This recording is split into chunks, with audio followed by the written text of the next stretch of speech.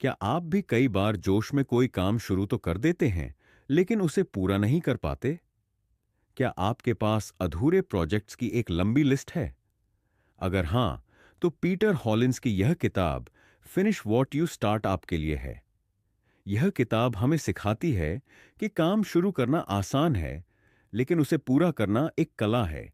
एक ऐसी कला जो अनुशासन, आत्मनियंत्रण और मानसिक मजबूती से जुड़ी हुई है।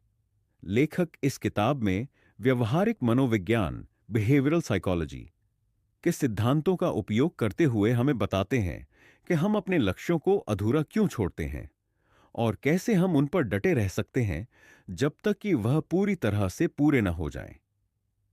पीटर हॉलिंस यह समझाते हैं कि सफलता सिर्फ आइडिया रखने में नहीं है, बल्कि उसे अंतिम रूप तक ले जाने में है। यह किताब आपको आत्मज्ञान, निर्णय लेने की क्षमता और कार्य पर टिके रहने की शक्ति सिखाती है। तो चलिए वीडियो को शुरू करते हैं। अध्याय 1। हम सबके जीवन में कई बार ऐसा समय आता है जब हम कुछ बड़ा करना चाहते हैं।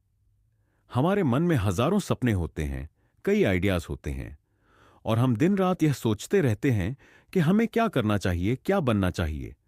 लेकिन सोचने और करने में एक बड़ा फर्क होता है। यही फर्क तय करता है कि कोई इंसान सिर्फ सपने देखने वाला बनता है या उन्हें सच करने वाला। इरादे रखना अच्छी बात है, लेकिन सिर्फ इरादा रखने से कुछ नहीं होता। जब तक इरादे को कार्य में नहीं बदला जाता, तब तक वह एक अधूरा सपना ही रहता है। इतिहास उठाकर देख लीजिए, हर सफल व्यक्ति ने सिर्फ सपने नहीं देखे।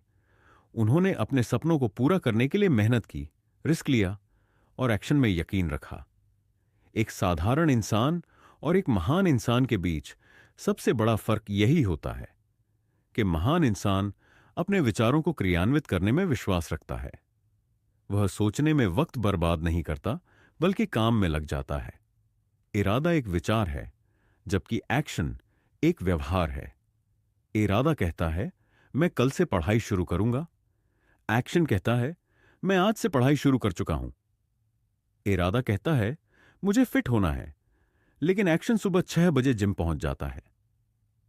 यही वह बदलाव है जो किसी को आम से खास बना देता है।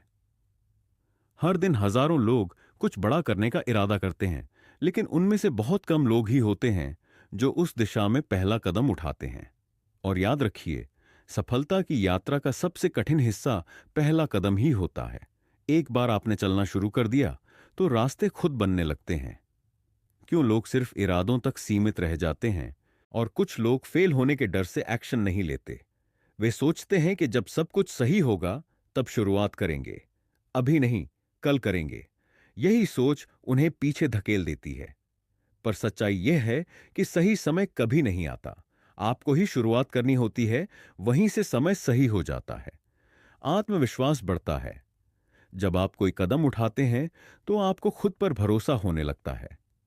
एक्शन से आप अनुभव प्राप्त करते हैं जो किसी भी किताब से नहीं सीखा जा सकता। परिणाम सामने आते हैं।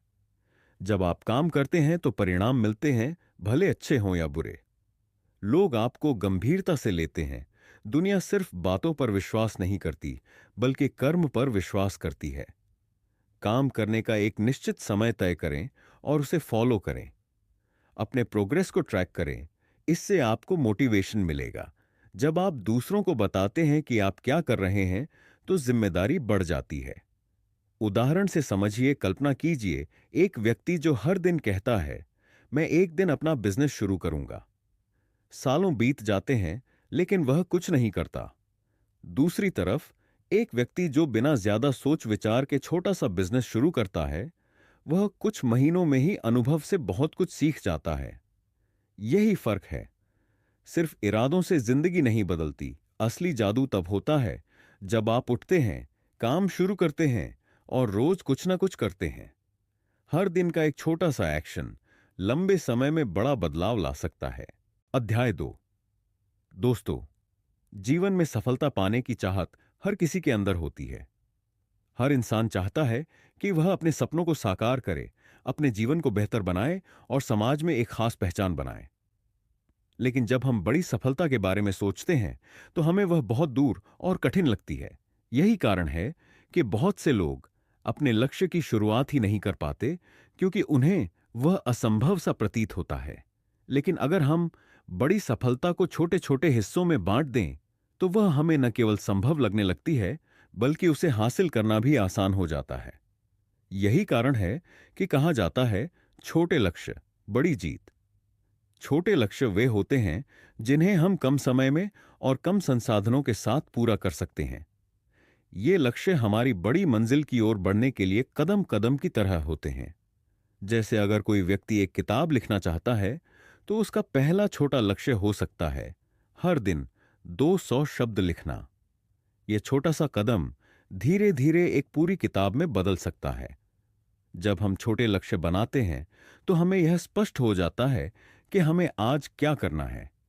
इससे हमारा ध्यान भटकता नहीं है और हम एक सही दिशा में बढ़ते हैं। हर बार जब हम एक छोटा लक्ष्य पूरा करते हैं तो हमें खुशी मिलती है। यह खुशी हमें और आगे बढ़ने की प्रेरणा देती है। बड़े लक्ष्य अक्सर डराते हैं, लेकिन जब हम उन्हें छोटे हिस्सों में बांट देते हैं तो वे हमें साधारण लगने लगते हैं। इससे हमारा डर कम होता है और आत्मविश्वास बढ़ता है। छोटे लक्ष्य जब पूरे होते हैं तो हमें अपनी तरक्की का अनुभव होता है। हम महसूस करते हैं कि हम अपने मकसद की ओर बढ़ रहे हैं। अभ्यास और आदत विकसित करते हैं। छोटे लक्ष्य बार बार करने से हमारे अंदर नई आदतें बनती हैं और धीरे धीरे वे हमारी जीवन शैली का हिस्सा बन जाती हैं। सबसे पहले यह तय करें कि आपका अंतिम लक्ष्य क्या है। उसके बाद सोचें कि उसे पाने के लिए किन किन चरणों से गुजरना होगा। हर बड़े कार्य को छोटे छोटे कार्यों में बांट दें। जैसे अगर आपको एक कोर्स पूरा करना है तो उसे हफ्तों और दिनों में बांटें। हर छोटे लक्ष्य के लिए एक डेडलाइन बनाएं ताकि आप उस पर ध्यान केंद्रित रखें और टाल मटोल न करें। हर हफ्ते या महीने में यह देखें कि आपने कितनी प्रगति की है। इससे आप समय पर सुधार भी कर सकते हैं। हर बार जब आप कोई छोटा लक्ष्य पूरा करें तो खुद को शाबाशी दें। इससे आपका मनोबल बढ़ेगा। उदाहरण से समझें, कल्पना कीजिए राहुल नाम का एक युवक है जो एक सरकारी परीक्षा पास करना चाहता है। अगर वह केवल सोचता रहे कि मुझे आईएएस बनना है तो वह तनाव में आ सकता है। लेकिन अगर वह इस सोच को इस तरह बदले, इस महीने 3 मॉक टेस्ट देने हैं, तो धीरे धीरे वह अपने बड़े लक्ष्य की ओर बढ़ेगा। उसका आत्मविश्वास भी बढ़ेगा और उसे लगेगा कि मंजिल पास आ रही है। छोटे लक्ष्य बनाने से समय का बेहतर प्रबंधन होता है। हम जानते हैं कि हर दिन क्या करना है और कब तक करना है। इससे हम फालतू के कामों में समय बर्बाद नहीं करते। छोटे लक्ष्य ही बड़ी सफलता की नींव होते हैं। हर महान इमारत एक एक ईंट से बनती है। उसी तरह हर बड़ी सफलता छोटे प्रयासों का ही नतीजा होती है। बड़े खिलाड़ियों, वैज्ञानिकों, कलाकारों और बिजनेसमैन ने भी शुरुआत छोटे कदमों से ही की थी।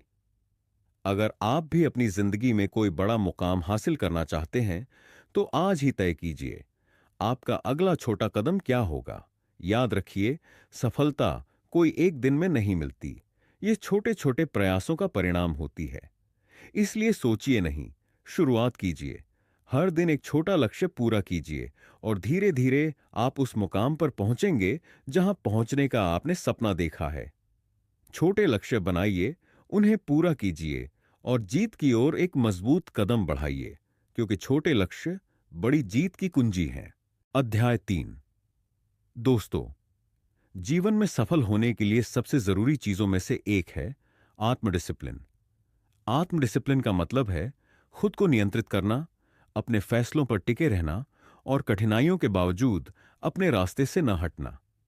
लेकिन आत्मडिसिप्लिन तभी मजबूत होता है जब हम खुद से किया गया वादा निभाते हैं।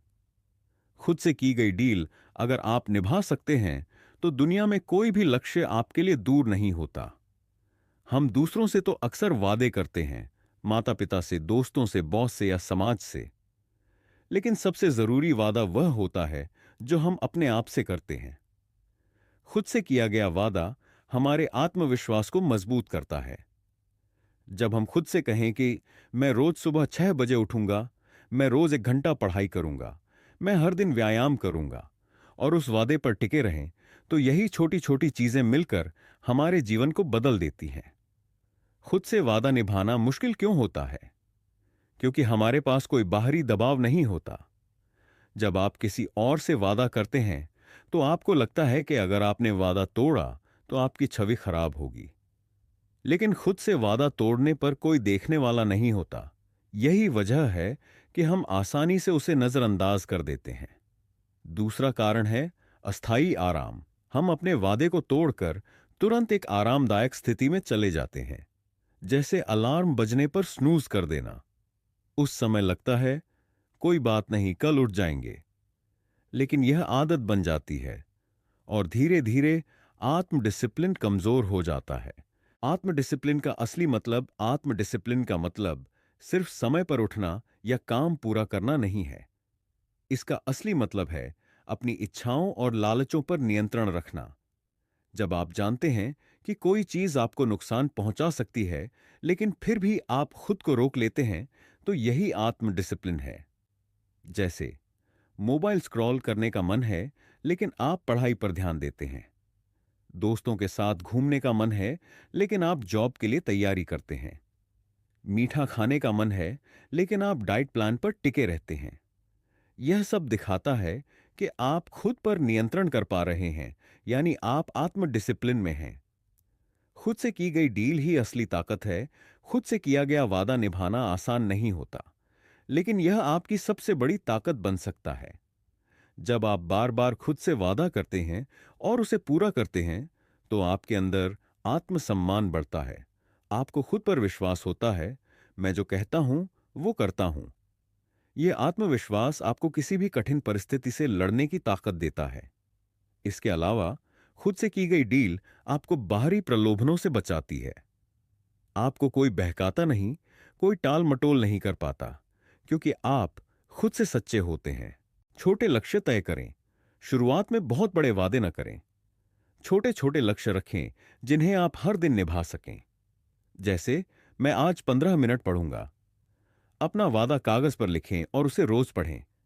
यह आपको याद दिलाता रहेगा कि आपने क्या ठाना है। वादे को पूरा करने के लिए समय सीमा तय करें। जैसे, मैं 30 दिन तक रोज सुबह योग करूंगा। रोज के कामों को ट्रैक करें। इससे आपको प्रेरणा मिलेगी और आप आगे बढ़ते रहेंगे। आत्म पुनरावलोकन करें। हर हफ्ते सोचें कि आप अपने वादे पर कितना खरे उतरे। अगर गलती हुई है तो खुद से ईमानदारी से स्वीकारें और आगे सुधार करें। आत्मविश्वास बढ़ता है। जब आप अपने वादों पर टिकते हैं तो आपका आत्मबल बढ़ता है। लक्ष्य जल्दी पूरे होते हैं। आप फोकस्ड रहते हैं और अपने काम में देरी नहीं करते। दूसरों की नजरों में भरोसेमंद बनते हैं। जो इंसान खुद से सच्चा होता है, उस पर बाकी लोग भी भरोसा करते हैं। मानसिक शांति मिलती है। खुद से सच्चे रहने पर अंदर से संतुष्टि मिलती है। आपको पछतावा नहीं होता। खुद से किया गया वादा एक मंदिर की तरह होता है, जिसे आप जितनी ईमानदारी से निभाते हैं, उतनी ही आपकी आत्मा मजबूत होती जाती है। आत्म डिसिप्लिन और खुद से की गई डील जीवन को दिशा देने वाली ताकतें हैं। चाहे कोई भी लक्ष्य हो, पढ़ाई, करियर, फिटनेस या कोई सपना, अगर आप खुद से वादा करके उसे निभा सकते हैं तो आप हर मंजिल पा सकते हैं।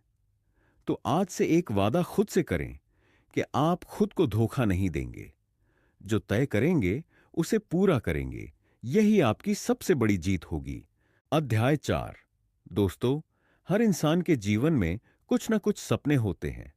कोई बड़ा बिजनेस बनाना चाहता है, कोई लेखक बनना चाहता है, तो कोई विदेश यात्रा करना चाहता है। लेकिन अक्सर ये सपने केवल दिमाग में घूमते रहते हैं और हकीकत में बदल नहीं पाते। क्यों? क्योंकि हम इन्हें पूरा करने के लिए एक निश्चित समय सीमा यानी डेडलाइन तय नहीं करते। बिना डेडलाइन के कोई भी सपना बस एक कल्पना बनकर रह जाता है। डेडलाइन का मतलब होता है किसी काम को पूरा करने की आखिरी तारीख तय करना। यह एक ऐसा समय होता है जिसमें आपको अपना लक्ष्य या काम पूरा करना ही होता है।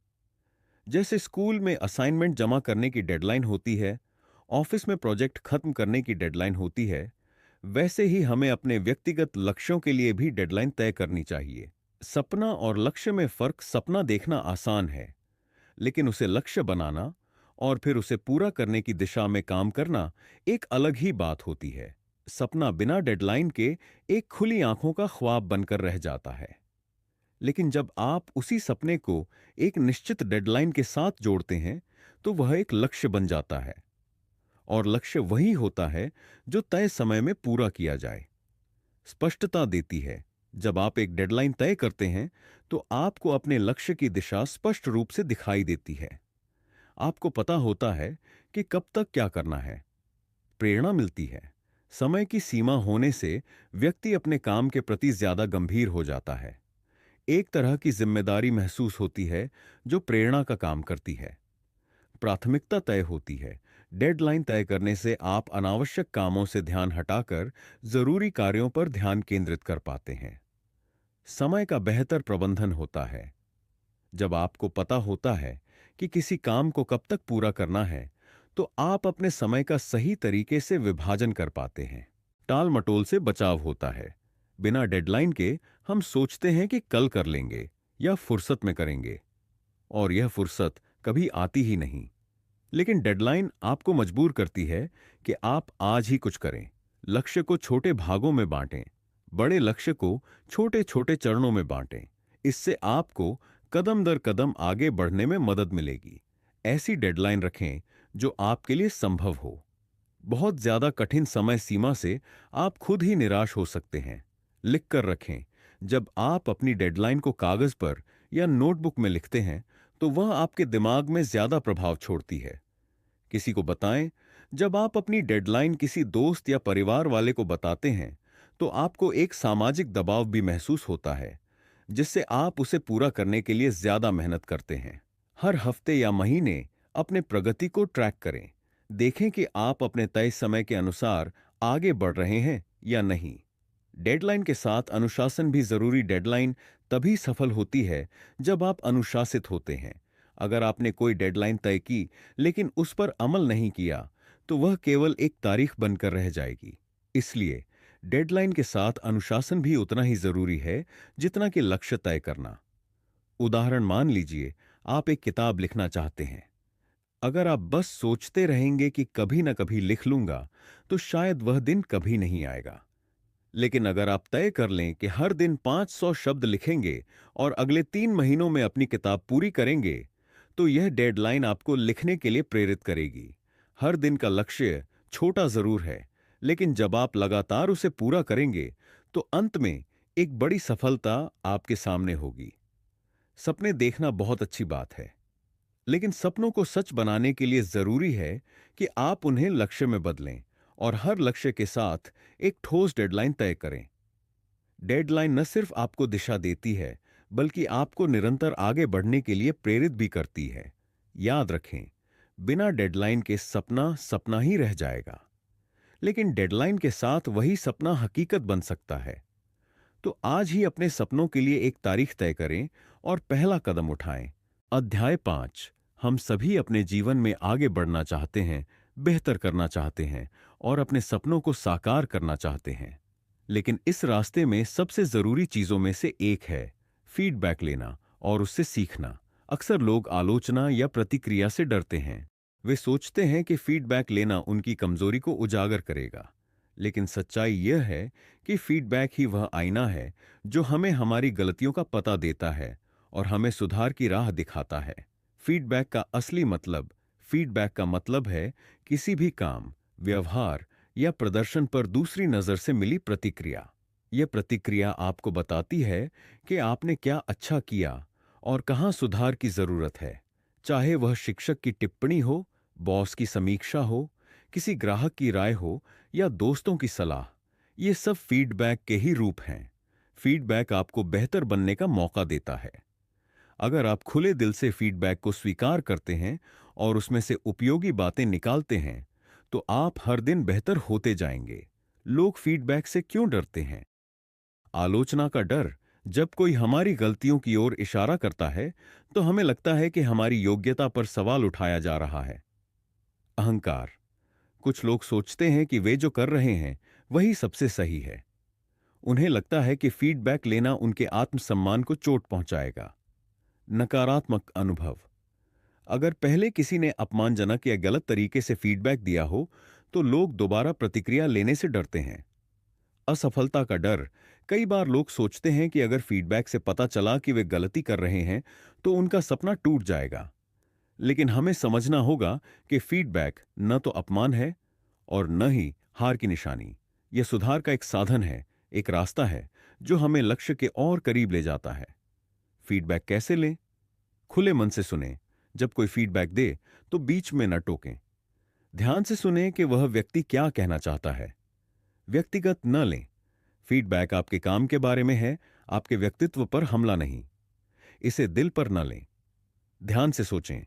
फीडबैक के बाद एक बार ठंडे दिमाग से सोचें कि उसमें क्या बात सही है और क्या आप सुधार कर सकते हैं। प्रश्न पूछें। अगर कुछ समझ न आए तो विनम्रता से पूछें, क्या आप उदाहरण दे सकते हैं?